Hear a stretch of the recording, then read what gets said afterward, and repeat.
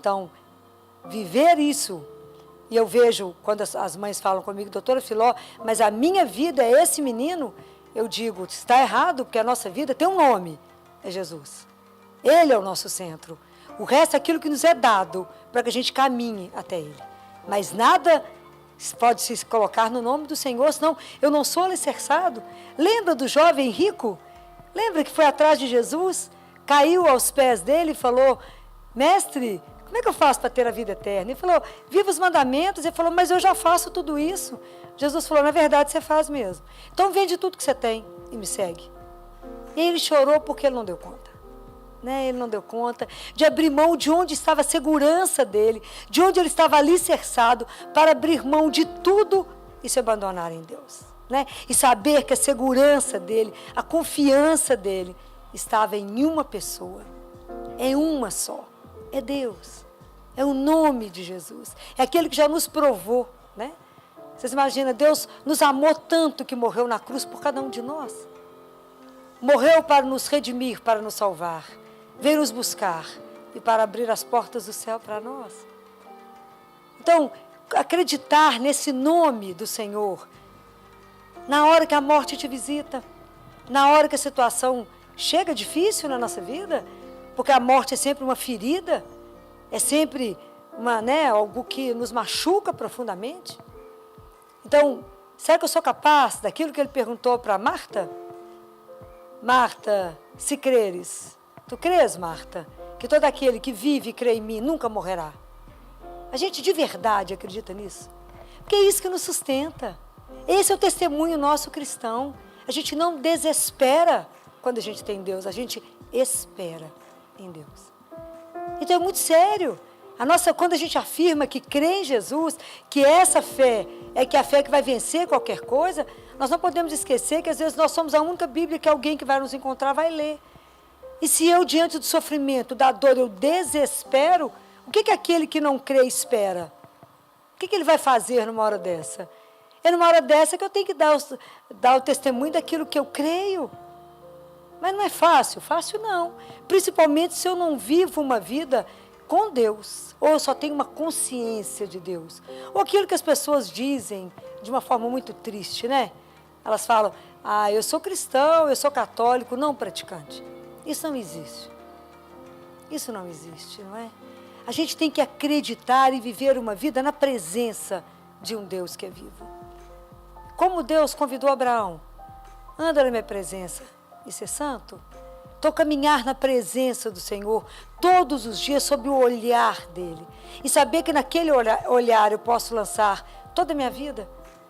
Deixar os meus medos, os meus temores, aquilo que me amedronta, aquilo que me faz insegura, eu coloco aonde? No coração do Senhor. Na certeza que eu caminho de mão dada com Ele. O quanto que é maravilhoso ter Deus como amigo e dizer a Ele, Senhor, me dá a mão, porque se o Senhor me der a mão, eu não terei medo. Mas que difícil é fechar os olhos e deixar Deus nos conduzir. Que difícil é se entregar de verdade, não é? Que difícil é fazer uma entrega ao Senhor. E Jesus é tão interessante, que quando ele conversa com o orientador espiritual do Padre Pio, ele fala com ele, por que vocês têm tanta dificuldade em confiar, se entregar? É porque vocês vão a mim, olha as comparações que ele faz as comparações do nosso mundo, Ele fala assim, vocês vêm a mim igual quando alguém vai ao médico e leva a receita pronta. Então não precisa de ir a ele, já sem a receita, então siga a sua receita, não precisa ir até o Senhor. Ou quando uma criança pede alguma coisa para a mãe, a criança fala, mãe, faz isso para mim. Você que é mãe que está me ouvindo do outro lado, é claro que a gente vai fazer alguma coisa. Mas aí a criança resolve tentar ajudar a mãe. O que ela faz? Ela atrapalha a mãe. É fácil se entregar de verdade? Não, te garanto que não é. Porque na minha vida também isso foi um contínuo, Isso também na minha vida é uma caminhada. Aquilo que eu disse no início.